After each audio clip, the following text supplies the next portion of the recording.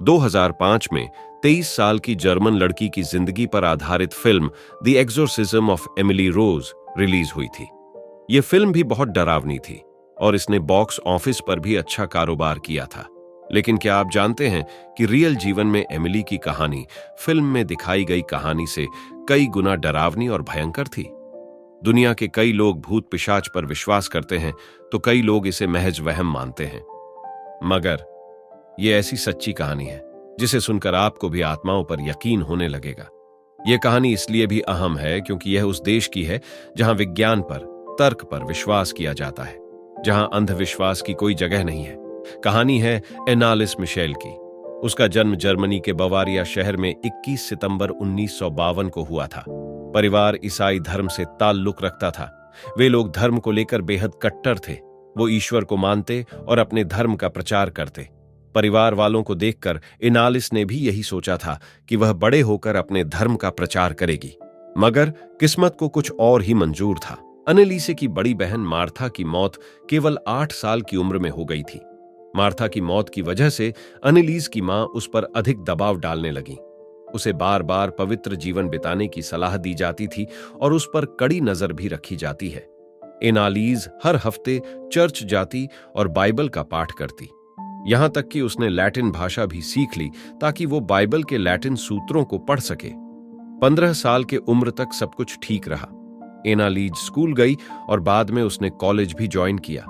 फिर साल 1968 में एक रोज एनालिस के साथ कुछ अजीब घटना हुई। वो जब 16 साल की थी तो वो एक बार स्कूल में बेहोश होकर गिर गई थी।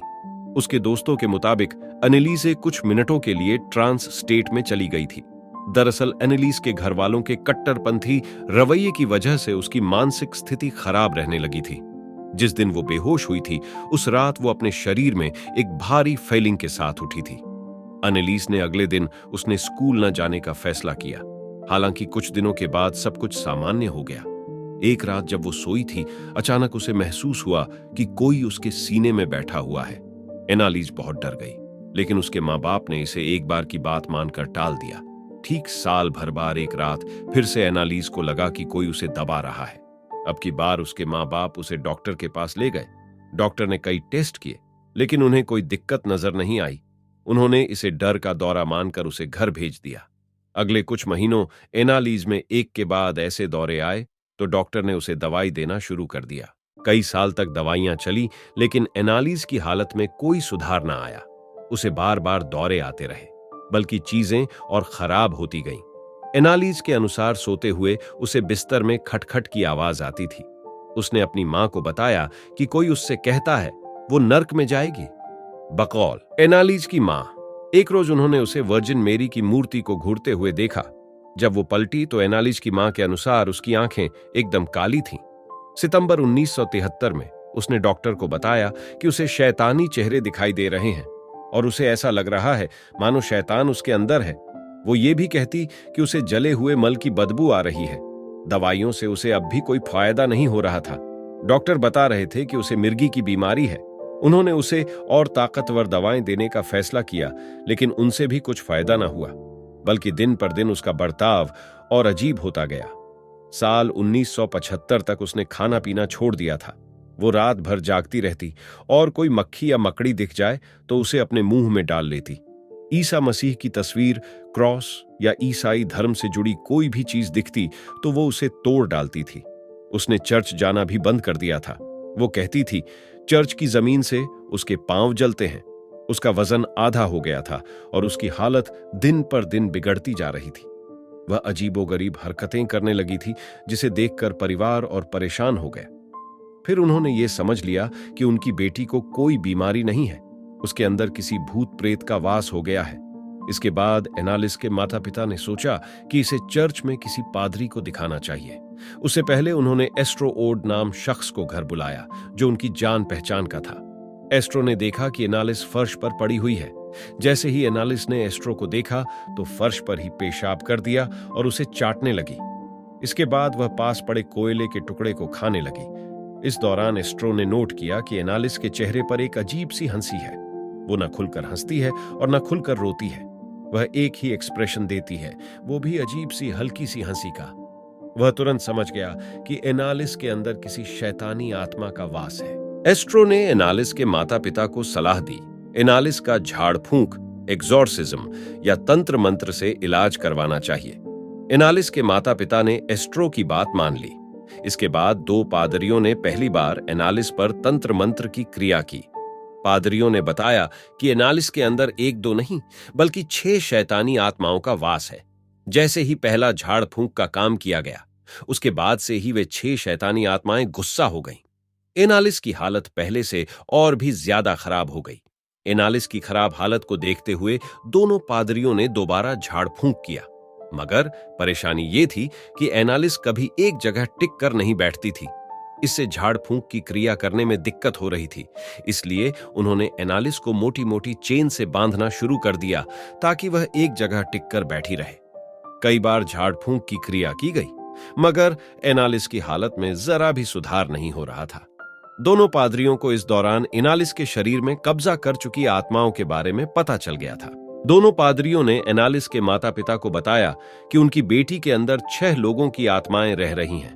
उनके नाम हैं नीरो, जो कि रोमन राज्य के जूडियन साम्राज्य का आखिरी शासक था; जूडस इस्कैरियोट, भगवान यीशु का शिष्य जिसने महज 20 चांदी के सिक्कों के लिए उन्हें धोखा दिया था; कैन, एडम और ईव का छोटा बेटा; हिटलर, जर्मनी का सबसे बदनाम तानाशाह; वैलेंटिन फ्लाइशमैन, 16वीं शताब्दी का बदनाम पादरी जिसे शराब पीने, हंगामा करने और हत्या करने के आरोप में रोमन साम्राज्य से बर्खास्त कर दिया गया था; लूसीफर, बुराई के प्रतीक के रूप में इसे जाना जाता है।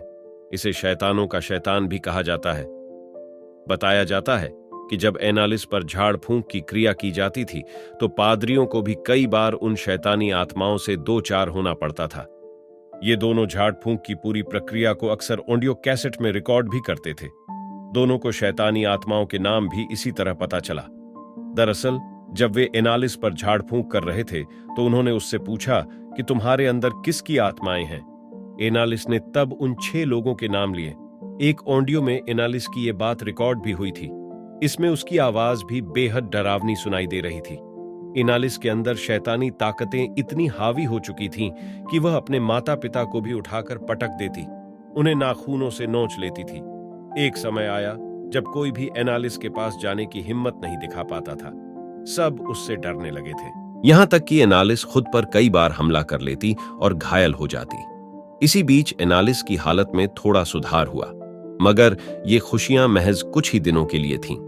थोड़े समय बाद उसने खाना पीना भी छोड़ दिया। उसे जब पादरी पूछते कि वो ऐसा क्यों कर रही है तो एनालिस कहती कि उसके अंदर के शैतान उसे कुछ भी खाने पीने नहीं देते। एनालिस के ऊपर 67 बार एक्सॉर्सिज्म किया गया। इस दौरान वो अजीब सी गुर्राती हुई आवाज में लैटिन में बोलती थी। जून 1976 तक उसका चेहरा धंस चुका था। बाकी शरीर बस हड्डियों का कंकाल लगने लगा था। इसके बावजूद उसने डॉक्टर के पास जाने से इनकार कर दिया। 30 जून 1976 को उसके साथ आखिरी एक्सॉर्सिज्म एक्सॉर्सिज्म किया गया। अगली सुबह जब उसके माता पिता कमरे में गए तो उसकी मौत हो चुकी थी। उस समय वह महज 23 साल की थी। डॉक्टरों ने उसकी मौत का कारण भुखमरी बताया। हालांकि कहानी यहीं खत्म नहीं हुई। अनेलिसे की मौत 1976 में हुई तो उनकी ऑटोप्सी में सामने आया कि उनके दांतों में फ्रैक्चर था, आंखें काली पड़ चुकी थीं और शरीर के कई अंगों पर चोट के निशान थे। मिर्गी के इलाज के 6 सालों बाद अना की मौत हो गई। पादरियों और अनेलिसे के परिवार का मानना था कि उसकी आत्मा को मुक्ति मिल चुकी है। हालांकि इन दोनों पादरियों और अना के माता पिता को उसकी मौत का जिम्मेवार माना गया। एनालिस की मौत के बाद पुलिस ने उसके माता पिता और पादरियों पर गैर इरादतन हत्या का केस दर्ज किया। मामला अदालत तक पहुंचा, जहां बचाव पक्ष ने दलील दी कि सब कुछ एनालिस के मर्जी से किया गया था और इस दौरान वो बालिग थी, इसलिए दवा या इलाज करना न कराना उसका हक था। एक्सॉर्सिज्म पर भी कोई कानूनी रोक नहीं थी। दूसरी तरफ सरकारी वकील की तरफ से डॉक्टरी जांच की दुहाई दी गई, जिसके अनुसार अगर 1 हफ्ते पहले भी एनालिस को डॉक्टरी मदद मिल जाती तो वो जिंदा बच सकती थी। अंत में अदालत ने सभी अभियुक्तों को दोषी मानते हुए 6 महीने की जेल की सजा सुनाई, लेकिन बाद में उसे प्रोबेशन में तब्दील कर दिया गया कुल मिलाकर हुआ ये कि अंधविश्वास और कट्टर धार्मिकता ने एक 23 साल की लड़की की जान ले ली। लेकिन ड्रामा यहां पर भी खत्म न हुआ। कुछ महीने बाद एनालिस की मां ने कब्र से अपनी बेटी की लाश बाहर निकालने की मांग की। कारण, उसे एक नन ने बताया कि सपने में उसने एनालिस की लाश देखी है, जो अभी भी सही सलामत है, और उसके अनुसार यह सबूत था उस पर शैतान का साया होने का। बहरहाल एनालिस की कब्र से उसकी लाश निकाली गई। किसी भी आम लाश की तरह वो भी गल चुकी थी। इन सालों में एनालिस ने भयंकर यातनाएं सही। उसे रस्सियों से बांध कर रखा गया। उसके साथ 67 बार वो क्रियाएं की गई जिसे अंग्रेजी में एक्सोर्सिज्म कहते हैं, यानी भूत प्रेत भगाने की रस्में। उसने खाना पीना छोड़ दे दिया। ये सब सहते हुए मात्र 23 साल की उम्र में उसकी मौत हो गई। मौत के वक्त उसका वजन मात्र 30 किलो था।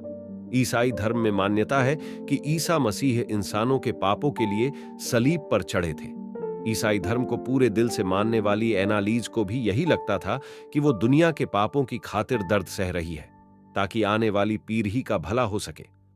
अगर आपको भारतीय संस्कृति और भूतिया गाथाओं से जुड़ी और जानकारी चाहिए तो कृपया इस वीडियो को लाइक करें, सब्सक्राइब करें और बेल आइकन को दबाकर मेरे नए वीडियो के नोटिफिकेशन प्राप्त करने के लिए सूचित करें। और हां, अगर आपके पास किसी अन्य रहस्यमय विषय पर वीडियो की मांग है तो कृपया कमेंट में बताएं। हम अगले वीडियो में फिर से मिलेंगे। तब तक के लिए धन्यवाद।